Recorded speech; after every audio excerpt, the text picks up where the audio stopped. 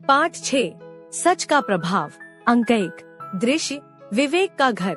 उसके पिताजी अखबार पढ़ रहे हैं। उसकी माँ अंदर काम कर रही है।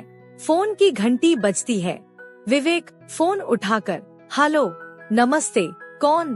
पिताजी, जरा 1 मिनट ठहरिए। जी, आपका नाम? फिर वह फोन का चोगा हाथ से दबाकर बोलता है, पिताजी आपका टेलीफोन। पिता, कौन है फोन पर?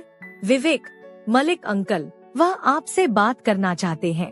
पिता, अरे उनसे कह दो कि मैं घर पर नहीं हूँ। विवेक, पिताजी आप ही कहते हैं कि झूठ कभी मत बोलो, अब आप ही। पिता, अरे बेटा यह तो बहाना है। माँ अंदर आती है। माँ, भले ही आप इसे बहाना कहें, पर है तो यह झूठ। पिता, तुम समझती क्यों नहीं? वह मुझे एक मीटिंग में ले जाना चाहता है।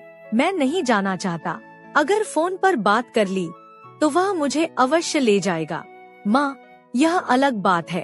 आप हिम्मत करके मलिक जी से कहिए कि आप मीटिंग में नहीं आ सकते। पिता फोन लेकर, अरे भाई मलिक, क्या हाल है? क्या मीटिंग? सुनो, आज मैं मीटिंग में नहीं आ सकता। क्या कारण? अरे भाई, कारण फोन पर नहीं बता सकता, बाद में बता दूंगा। आज कुछ ऐसी स्थिति है कि मैं नहीं आ सकता। फोन नीचे रखते हैं। अंक 2। विवेक बैठक में कुछ ढूंढ रहा है। माँ अंदर आती है। सक्षम कुछ पढ़ रहा है। माँ, विवेक क्या ढूंढ रहे हो? कुछ खो गया है क्या? विवेक, हाँ माँ, 10 रुपए का नोट मेरी जेब में था, अब मिल नहीं रहा है। माँ, वही 10 रुपए का नोट जो मैंने कल तुम्हें दिया था? विवेक, नहीं माँ, वह तो मैंने सफाई वाले को उसी समय दे दिया था। यह नोट आज मुझे कक्षा में पड़ा मिला था। मैं लेकर आया था कि कल सर को दे दूंगा। पता नहीं कहाँ खो गया है। माँ, पर तुम उसे घर क्यों ले आए? वहाँ सर को क्यों नहीं दे दिया? विवेक, माँ, जब नोट मुझे दिखा उस समय सब चले गए थे। यदि मैं वहीं पड़ा रहने देता तो कोई चुरा लेता। सक्षम, इसका मतलब यह है कि किसी ने तुम्हें नोट उठाते नहीं देखा। विवेक, हाँ, उस समय वहाँ कोई नहीं था। सक्षम, फिर भूल जाओ, कोई तुमसे नोट मांगने नहीं आएगा। विवेक, नहीं, सर जरूर पूछेंगे। सक्षम, तो चुप रह जाना। तुम्हें क्यों बताना है कि तुमने नोट उठाया और वह खो गया? यह तो वही बात हुई ना, आ बैल मुझे मार। विवेक, नहीं, यह भी झूठ है। जानते हुए चुप रहना भी झूठ है। मैं ऐसा नहीं कर सकता। सक्षम, अच्छा यह बताओ कि सड़क पर तुम्हें 10 रुपए का नोट मिल गया तो तुम क्या करोगे?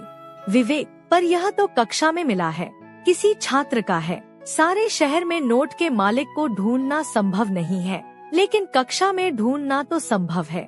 माँ, विवेक तुम ठीक कह रहे हो। मैं तुम्हें 10 रुपए देती हूँ, तुम सर को दे देना। विवेक, नहीं माँ, मैंने नोट खोया है, उसे मैं अपने जेब खर्च के पैसे में से दूंगा, अपने पिगी बैंक से दूंगा। माँ, शाबाश बेटे। अंक 3। कक्षा में छात्र बैठे हैं। अध्यापक अंदर आते हैं। सभी छात्र उठकर अभिवादन करते हैं।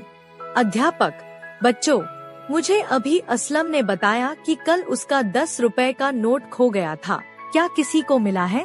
विवेक, हाँ सर, वह नोट मैंने ही उठाया था, मुझे वह नीचे पड़ा मिला था, मैंने उठा लिया और सोचा कि आज आपको दे दूंगा। अध्यापक, अच्छा किया, लाओ वह नोट दे दो। विवेक उन्हें 1-1 रुपए के 10 सिक्के देता है। अध्यापक, यह क्या? तुमने तो एक नोट उठाया था, अब मुझे 1-1 रुपए के 10 सिक्के क्यों दे रहे हो? वह नोट कहाँ गया? विवेक, मैं वह नोट जेब में रखकर अपने घर ले गया था, सोच रहा था कि सवेरे ले आऊंगा, पता नहीं वह कहाँ खो गया। मैं ये 10 रुपए अपने पिगी बैंक से ले आया हूँ। अध्यापक, गदगद होकर, विवेक, तुमने अच्छा काम किया, किसी ने तुम्हें नोट उठाते हुए भी नहीं देखा, फिर भी तुम अपनी बचत के पैसे ले आए हो। बच्चों, तुम सबको विवेक से सबक सीखना चाहिए। सच बोलने के लिए हिम्मत चाहिए। सब बच्चे, सर आप ठीक कहते हैं। अध्यापक, बच्चों, मैं तुम्हें एक कहानी सुनाता हूँ। जब जॉर्ज वॉशिंगटन छोटे थे तब की बात है। एक बार वे बाग में खेल रहे थे। गलती से उन्होंने एक पौधे को काट डाला। वे जानते थे कि उनके पिताजी नाराज होंगे, डांटेंगे और शायद मारेंगे भी, लेकिन वे डरे नहीं। उन्होंने पिताजी को सच बात बता दी और माफी मांगी। उनके पिताजी बहुत खुश हुए। इसी को साहस कहते हैं। सब बच्चे, हम प्रतिज्ञा करते हैं कि कभी झूठ नहीं बोलेंगे, हमेशा सच बोलेंगे।